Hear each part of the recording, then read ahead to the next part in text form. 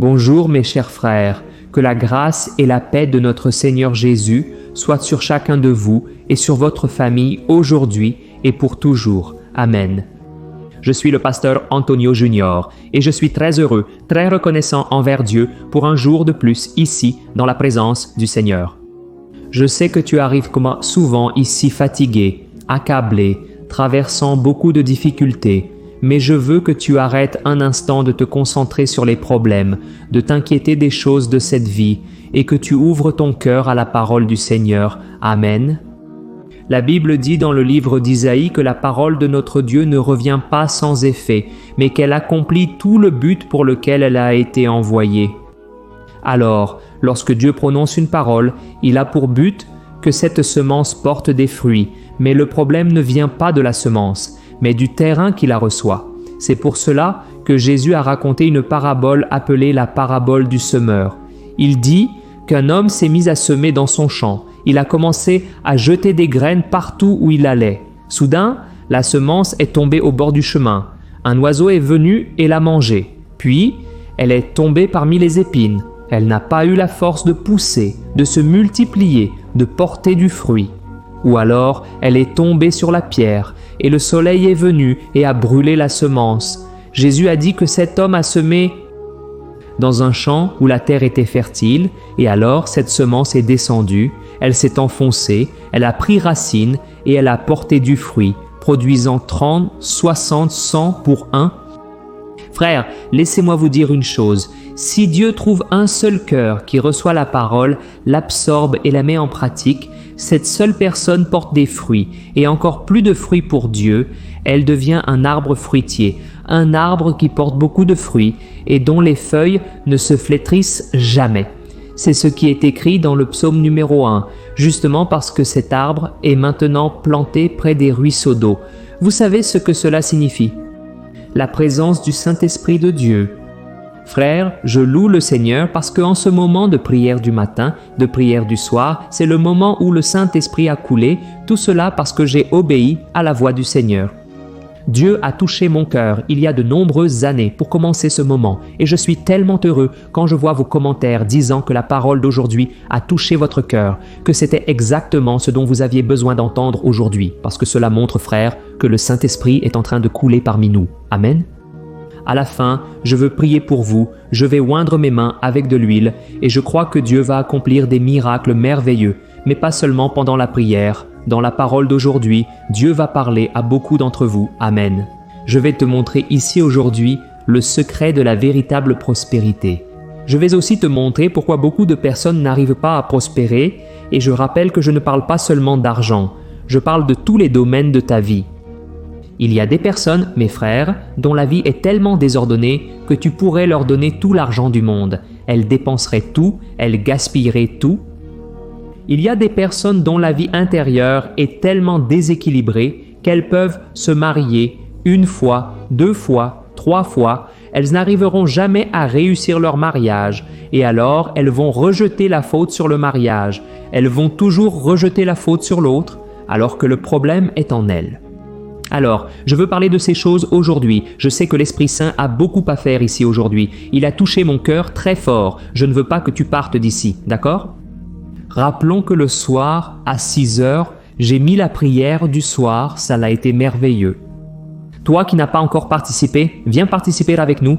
Et aussi, à 2h30 de l'après-midi, je mets toujours un message puissant. C'est pourquoi je te demande juste de t'abonner à ma chaîne. C'est très rapide, c'est gratuit. Clique sur ce bouton « S'abonner » et à côté, il y aura une petite cloche. Il est important que tu cliques sur la cloche et que tu sélectionnes l'option « Toutes », d'accord? Je sais que beaucoup de gens sont déjà habitués à m'entendre demander ça à chaque fois, mais ça ne coûte rien de rappeler parce que la cloche est vraiment importante pour que tu reçoives les prochaines notifications, d'accord? Frères, je veux lire avec vous juste un verset où l'apôtre Paul fait une prière pour son ami appelé Gaïo, qui était le chef d'une église, et regardez la prière que Paul a faite pour lui. Il a dit ceci: « Je prie et je souhaite que tu prospères en toutes choses et que tu sois en bonne santé, tout comme prospère ton âme. » Amen. Je vais relire, frère. « Je prie et je souhaite que tu prospères en toutes choses et que tu sois en bonne santé, tout comme prospère. » ton âme. Amen. Regardez comme c'est intéressant, frère. Ici, cela me montre une chose, que la prospérité vient de l'intérieur vers l'extérieur. Il a dit comme ça, « Regardez, je veux que tu prospères en tout, que tu sois en bonne santé, dans ta santé, dans tes finances, dans tout ce que tu fais, tout comme tu prospères déjà dans ton âme. » Alors, frère, la véritable prospérité vient de l'intérieur vers l'extérieur. Comme je viens de le dire, il y a des personnes qui peuvent tout avoir et elles vont tout gaspiller, elles vont tout jeter par la fenêtre. Pourquoi ? Parce que la personne n'est pas prospère à l'intérieur d'elle-même. Gardez cela, frère, la véritable prospérité est générée de l'intérieur vers l'extérieur. Il y a beaucoup de personnes qui parfois voient passer beaucoup d'argent entre leurs mains. Elles font toujours de mauvaises affaires, elles sont toujours agitées. Il y a des personnes qui n'arrivent jamais à se contenter. Ils achètent une voiture, mais après 1 ou 2 mois, ils n'en sont plus satisfaits et en veulent déjà une autre. Le problème ne vient pas de la voiture, tu ne crois pas? Le problème, c'est leur cœur, ton intérieur. Il y a des gens qui commencent à sortir avec quelqu'un, 1 semaine passe, 2 semaines, et puis le problème semble toujours venir de l'autre personne, c'est toujours l'autre qui fait des erreurs. N'est-ce pas le moment pour ceux qui traversent cette épreuve? Je sais que certains ici vivent cela. Est-ce que ce n'est pas le moment pour toi de réévaluer ton cœur? Est-ce qu'il n'y a pas quelque chose qui ne va pas chez toi? Bien sûr, frère, parfois on choisit des choses qui sont vraiment mauvaises, ou alors des personnes qui ne sont pas faites pour notre vie. Et là, d'accord, mais fais une évaluation. J'aime beaucoup Internet ici, frère, parce que tu peux faire une évaluation chez toi, parfois sans avoir à montrer à personne que tu es touché, tu vois. Parfois, on va prêcher aux gens dans la rue, on va parler de Dieu à quelqu'un, et comme elle me regarde dans les yeux, elle ne veut pas céder, tu vois. Elle ne veut pas montrer qu'elle aime le conseil ou l'enseignement que je donne. Mais maintenant, sur Internet, c'est possible. Tu peux chez toi évaluer ton cœur sans rendre de compte à personne, sans avoir à montrer quoi que ce soit. D'accord ? C'est toi et Dieu. C'est comme si tu étais là dans ta chambre, seul, toi et le Père. Et lui seul sonde ton cœur. Alors, fais une évaluation là parce que... Pourquoi rien ne marche ? Est-ce que le problème vient des autres ou est-ce que le problème vient de toi? Je dis ça parce que pendant de nombreuses années, mes frères, même après ma conversion, même en étant déjà sur les chemins du Seigneur Jésus, je ne prospérais toujours pas. Frère, je me souviens qu'un ami à moi a cassé une carte de crédit que j'avais. Je vais donner un exemple ici. En fait, ce n'est pas un exemple. Je vais dire la vérité ici. Je gagnais 800 réés, je travaillais dans le magasin de mon père et frère, aussi incroyable que cela puisse paraître, au moment de faire les comptes avec moi, je ne recevais que 100 ou 200 réés. Pourquoi? Le reste était déjà engagé sur les cartes de crédit pour 3 à 4 mois de dépenses prévues et cet ami a cassé ma carte. Tu dois te demander pourquoi, n'est-ce pas? Pasteur, j'ai trouvé ça très mauvais. Frère, j'étais très en colère sur le moment. Mais après, j'ai remercié cet ami parce que j'étais incontrôlable. Le problème était en moi, tu sais. Parfois, tu vas au centre commercial, tu entres dans un magasin, tu n'as même pas besoin de ça, tu y vas et tu achètes. Pourquoi? Tu essaies de combler un manque émotionnel en le remplissant avec des biens matériels. Je crois que la véritable prospérité, c'est d'avoir Dieu en premier dans ta vie. C'est d'être en paix, en communion avec le Seigneur. Et ensuite, toutes les autres choses viennent naturellement. Mes frères, il est important non seulement d'avoir Jésus dans ton cœur, mais aussi de savoir faire les bons choix. Il y a beaucoup de personnes, frères, qui connaissent très bien la Bible, qui parlent beaucoup de la Bible, mais qui sont misérables dans leurs relations. Elles créent toujours des conflits avec les autres. Elles provoquent des disputes. Et elles sont aussi misérables dans leurs finances. Pourquoi ? Elle n'est pas généreuse avec les autres, elle ne veut pas travailler, elle est paresseuse. Alors frères, cherchons l'équilibre dans tous les domaines de notre vie. Amen. Je sais que je parle ici à des personnes qui traversent exactement cela. On dirait que rien ne marche dans votre vie. Si tu viens chez moi aujourd'hui, tu verras qu'il y a de la paix, de l'harmonie, ce n'est pas juste des paroles. Je vis en communion avec ma femme, mes enfants ne nous ont jamais vus nous disputer, nous chamailler devant eux. Parfois, il y a un désaccord, un sujet sur lequel nous ne sommes pas d'accord, mais il n'y a jamais de cri ni de manque de respect. Frères, je crois que la véritable prospérité, c'est ça, vous savez? C'est vivre l'Évangile dans son essence, c'est pratiquer ce que Jésus a enseigné, amen. Et aujourd'hui, je veux vous parler rapidement d'un homme qui était prospère et qui s'appelait Moïse. Moïse, pour moi, est un grand exemple. Il a été la figure la plus importante de l'Ancien Testament, l'homme que nous connaissons tous pour avoir ouvert la mer Rouge. Dieu a ouvert la mer Rouge à travers lui, l'homme qui a apporté la loi au peuple d'Israël, l'homme qui a conduit cette foule têtue dans le désert.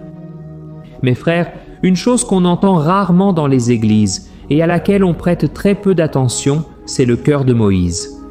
La Bible dit qu'il était l'homme le plus doux de toute la terre, et j'imagine, frères, Moïse conduisant 2 millions de personnes dans le désert, ce peuple désobéissant, têtu, qui ne savait que se plaindre de tout, et Moïse était calme, il était serein. Frères, quel était le secret de cet homme? Le secret, c'est qu'il marchait avec Dieu. La Bible dit dans Exode chapitre 33, verset 11, que Dieu parlait face à face avec Moïse, comme un ami parle avec un autre ami. Frères, c'est merveilleux et incroyable. Alors, nous devons apprendre de cet homme, et je voudrais lire un passage de la Bible qui montre la véritable prospérité de Moïse. Comme je l'ai dit, la prospérité vient de l'intérieur vers l'extérieur. Il y a des personnes, frères, qui parfois n'ont pas la prospérité financière, qui ont une petite maison très simple au bout du quartier ou dans un bidonville. Mais quand vous entrez dans la maison de cette personne, frère, il y a de la paix, de l'harmonie, et même la maison est propre, tout est organisé. Vous comprenez, frère? Ce n'est pas parce que la personne est pauvre, qu'elle est simple, que tout doit être désorganisé, sentir mauvais? Non. Il y a des personnes qui ont une maison très simple, mais quand vous entrez chez elles, il y a une bonne odeur, tout est bien rangé, tout est propre. Cela reflète quoi, frère? Ce qu'il y a à l'intérieur de la personne, d'accord? La personne a une vie organisée, son cœur est en paix avec Dieu, avec les autres, et alors toutes les autres choses reflètent ce qu'il y a à l'intérieur d'elle. De même, chez certains, ouvrir leur armoire révèle un désordre total. Oui, cela a à voir avec ton intérieur. Tu sais, cela montre à quel point ta vie est agitée, désordonnée. Alors, mes frères, je veux lire avec vous et vous montrer le secret de Moïse. Faites attention, je vais lire pour vous Hébreux chapitre 11, du verset 24 au 27. Regardez ce qui est écrit. Par la foi, Moïse, déjà adulte, a refusé d'être appelé fils de la fille du Pharaon, préférant être maltraité avec le peuple de Dieu plutôt que de jouir des plaisirs passagers du péché. Il a estimé qu'il valait mieux souffrir à cause du Christ que de posséder les trésors de l'Égypte, car il avait en vue sa grande récompense. Par la foi, Moïse quitta l'Égypte sans craindre la colère du Pharaon, et il persévéra sans faiblir comme quelqu'un qui voit celui qui est invisible. Amen. Regardez quelle parole puissante, frère. Ici, il est dit que Moïse était un homme de foi. Il est là dans la galerie des héros de la foi. Dans Hébreux chapitre 11, il est dit qu'après être devenu adulte, il n'a plus voulu être appelé fils de la fille de Pharaon, il n'a plus voulu des richesses de l'Égypte, du péché qu'il y avait en Égypte, vous savez, cette vie de bohème, cette vie faite seulement de plaisir. Frère, il a refusé tout cela, il y a renoncé, parce qu'il a considéré qu'il valait mieux souffrir avec le Christ que de se réjouir dans le monde. Il valait mieux être avec Jésus que de profiter des plaisirs du péché qui étaient quelque chose de passager, mais il avait les yeux fixés sur quoi? Sur l'éternité. La Bible dit ici, il est sorti d'Égypte sans craindre la colère du roi, et il a continué sans faiblir, comme s'il voyait déjà l'invisible, c'est-à-dire que c'était un homme de foi. Frères, la prospérité c'est ça, c'est regarder vers Dieu et penser ainsi. Je vais faire ce que Dieu me demande, je vais marcher avec Dieu, quoi qu'il en coûte, je veux le meilleur de Dieu pour moi, je veux tout ce que Dieu a pour ma vie, et avec ça, frère, tu sais ce qui se passe. Tu vas commencer à avoir des pertes dans ta vie, tu vas renoncer au péché, tu vas décevoir beaucoup de personnes, mais tu seras en train de faire le meilleur choix qu'un être humain puisse faire, marcher avec Dieu. Amen. Peu importe qu'il y ait des pertes, peu importe que tu sois lésé au travail, que les gens te critiquent, parlent mal de toi, ton cœur sera prospère, ton âme sera prospère. Amen. Alors, ce message ici de Moïse me montre une chose, que nos choix reflètent ce que nous valorisons le plus. Retiens cela, nos choix reflètent ce que nous valorisons le plus. Et là, je veux te poser cette question. Quels ont été tes choix? As-tu donné la priorité à ta femme, à ton mari, à tes enfants? As-tu donné la priorité à ta vie avec Dieu ou donnes-tu la priorité aux appels de tes amis, aux petites fêtes avec des gens qui ne t'aiment même pas? Alors, nous devons faire des choix, frères, qui en vaudront vraiment la peine. Amen? Moïse était un homme prospère. Son secret résidait dans le fait que il a donné la priorité à la volonté de Dieu. Il a renoncé à tout ce qui est passager, à tout ce qui est immédiat, à tout ce qui apporte du confort. Il a renoncé au confort, frère, parce qu'il cherchait quelque chose de bien plus grand, une récompense bien plus grande. Il cherchait ce qui est éternel. Et c'est ce que je veux t'inviter à faire aujourd'hui. Si tu as été touché par cette parole, écris ici dans les commentaires. Dieu a touché très fort mon cœur aujourd'hui. Cela va encourager d'autres personnes à vouloir écouter le message aussi. Amen. Que tu puisses être prospère comme Moïse, car bien souvent on parle des grands exploits qu'il a accomplis, de combien Dieu a utilisé Moïse, de combien Dieu était proche de Moïse. Mais on ne prend pas le temps de penser qu'à l'intérieur de Moïse, tout était déjà bien réglé. Il était en communion avec Dieu, il cherchait à plaire au Seigneur et, par conséquent, il arrivait à gérer une multitude. Il arrivait à avoir la paix, la sagesse. Tout cela vient de la source qui est Jésus. Amen. Gloire à Dieu. Alors maintenant, je veux prier pour toi en demandant à Dieu qu'il change ton intérieur. Ça ne sert à rien, mes frères, d'avoir les plaisirs du péché. Ça ne sert à rien de conquérir beaucoup de biens, beaucoup de choses. Si dans notre cœur, rien n'est résolu, nous allons tout jeter en l'air, nous allons tout perdre.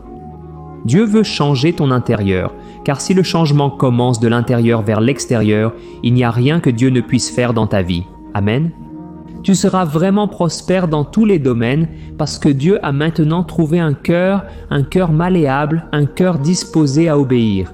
Gloire à Dieu, je vais étendre mes mains ici et tu vas fermer les yeux.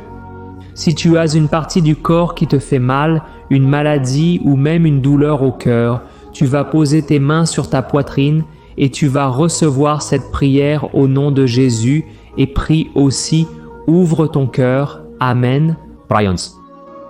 Seigneur, mon Dieu et mon Père, nous sommes ici en ta présence et nous voulons te louer, Seigneur, pour ce moment si spécial. Ce sont quelques minutes qui font toute la différence dans notre journée. Merci mon Dieu pour cette réflexion, merci pour cette parole, Seigneur, et surtout parce que tu nous donnes toujours une nouvelle chance, une chance de recommencer, de faire de nouveaux choix. Ô mon Dieu, guide-nous, Père, dans tous nos chemins, aide-nous à faire les meilleurs choix, Père. Ne nous laisse pas, Père, être guidés par nos carences émotionnelles, par nos faiblesses. Ô mon Dieu, nous avons tellement besoin de sagesse, Père, pour faire les bons choix. Viens nous faire prospérer, Père, en toutes choses, que nous soyons en bonne santé, dans l'âme, dans les relations et surtout dans la communion avec toi, mon Dieu. Ô mon Père, nous avons tellement besoin de toi, Seigneur, parce que bien souvent nous tombons dans la tentation, bien souvent nous agissons sur l'impulsion, nous agissons selon la chair et non selon l'esprit. Seigneur Jésus, je te demande, convertis ces cœurs. Il y a des personnes ici, mon Dieu, qui n'ont pas encore donné leur vie à Jésus, qui ne se sont pas repentis de leurs péchés. Seigneur, mon Père, touche ce cœur, ne laisse pas cette personne aller en enfer, ne laisse pas cette personne être condamnée avec le monde. Que cette personne soit comme Moïse, qui a décidé de renoncer à tout péché, à tous les plaisirs momentanés de ce monde pour obéir au Seigneur. Ô mon Dieu, que nous puissions être comme Moïse, que nous puissions renoncer à tout ce qui ne te plaît pas, tout comme Jésus a dit que chacun de nous doit prendre sa croix et le suivre. Père, en ce moment, nous prenons l'engagement de marcher avec le Seigneur jour après jour en écoutant ta parole et en la mettant en pratique. Ô Dieu, restaure les relations, Père. Très souvent, nous apportons l'amertume, la rancœur, la tristesse à l'intérieur de notre maison et nous commençons à tout déverser sur les autres alors que c'est nous qui sommes insatisfaits, c'est nous qui sommes malheureux. Mon Dieu, remplis notre cœur, réjouis notre âme. Père, répands ta présence en ce moment afin que nous puissions, mon Père, avoir un cœur pur, un cœur joyeux, pour que nous puissions transmettre le bien aux autres, les amenant, Père, sur le bon chemin. Et Seigneur, en ce moment, je prie pour cette personne qui est malade. Je te demande, Jésus, En ton nom, guéris cette personne maintenant. Je réprimande tout le mal, toute oppression maléfique, tout ce qui vient du diable contre cette personne. Je réprimande au nom de Jésus. Je chasse toute oppression dans cette maison et que cette personne ressente le renouveau spirituel maintenant. Qu'elle ressente une joie contagieuse, que le Seigneur embrase son cœur, mon Père. Donne un signe, mon Dieu, que tu es en train d'agir dans cette vie et qu'elle ressente maintenant, ô Dieu, ta présence, ta paix. C'est au nom de Jésus, mon Dieu, que je te remercie déjà, parce qu'aujourd'hui le Seigneur a touché notre âme et que nous ne venions pas à oublier cette parole qui nous a montré que la véritable prospérité vient de l'intérieur vers l'extérieur. Ô Seigneur, imprime ce message dans notre cœur et que ton nom soit glorifié à travers nous. Au nom de Jésus, je prie et je te remercie déjà. Amen. Gloire à Dieu. Alléluia. Salut, je peux te poser une question. As-tu déjà remarqué que souvent les choses ne marchent pas dans ta vie et alors tu te sens perdu, frustré et tu penses que tu ne seras jamais vraiment heureux? Il y a tellement de problèmes que tu affrontes, des problèmes de couple, des problèmes familiaux, le manque d'argent et tant d'autres choses qui arrivent et qui te découragent beaucoup et cela affaiblit ta foi. Tu sais pourquoi tout cela est en train d'arriver? Il y a une chose dont je suis sûr que tu as du mal et c'est exactement cela qui t'empêche de vivre une vie de paix, une vie d'harmonie et de prospérité. C'est que tu ne mets pas en pratique les principes de la parole de Dieu. Mais je sais que tu essayes, mais on dirait que quelque chose t'empêche de prier. Il y a quelque chose qui t'empêche de comprendre la parole, et alors tu te sens perdu et frustré. C'est pourquoi je veux te dire quelque chose. Des milliers de personnes font déjà partie d'un mouvement que j'ai créé appelé « Journée de la foi ». Et elles arrivent à grandir spirituellement. Elles améliorent leurs relations et leur vie est devenue beaucoup plus heureuse et bénie. J'ai déjà traversé tout ce que tu vis aujourd'hui et je connais l'ampleur de ta douleur. Moi aussi, je me sentais complètement perdu. Je savais que je devais prier davantage, que je devais lire la Bible, mais je n'y arrivais pas. Et alors, je me sentais totalement frustré. Jusqu'à ce qu'après tant de luttes, j'ai découvert une façon de grandir dans ma marche avec Dieu. Et après avoir réussi à faire cela, ma vie a complètement changé.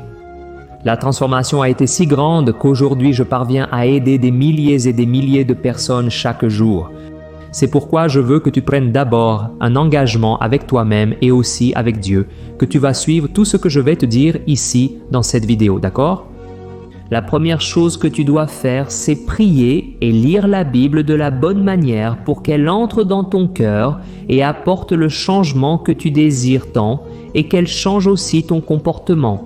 Je sais que souvent, tu ne sais pas comment agir parce que ton cœur est très triste, affligé, angoissé et perdu.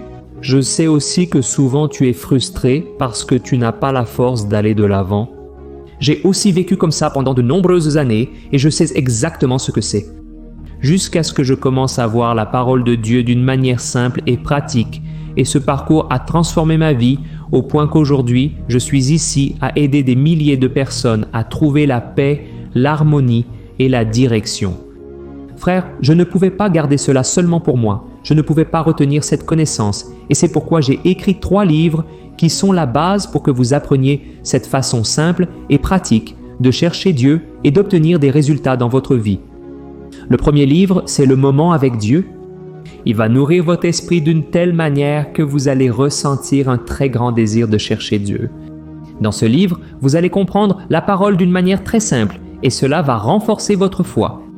Dans celui-ci, vous allez lire un message pour chaque jour de l'année, en rappelant que tous ces messages sont divisés par thème pour que vous puissiez aller directement à cette parole dont vous avez tant besoin. Et le deuxième livre, c'est Vie de prière. Ce livre va changer vos sentiments, il va guérir vos émotions, il va donner une direction à votre vie. Vous allez remarquer que votre quotidien sera beaucoup plus léger parce que la prière apaise notre cœur, elle soulage notre âme. Amen. Et dedans, vous trouverez aussi une prière pour chaque jour et elles sont toutes également classées par thème. Par exemple, il y a une prière pour l'anxiété, une prière pour la dépression, une prière pour l'angoisse, le sentiment de culpabilité, pour vous qui devez prendre une décision aujourd'hui. Enfin, toutes ces prières vont beaucoup vous fortifier dans votre marche avec Dieu.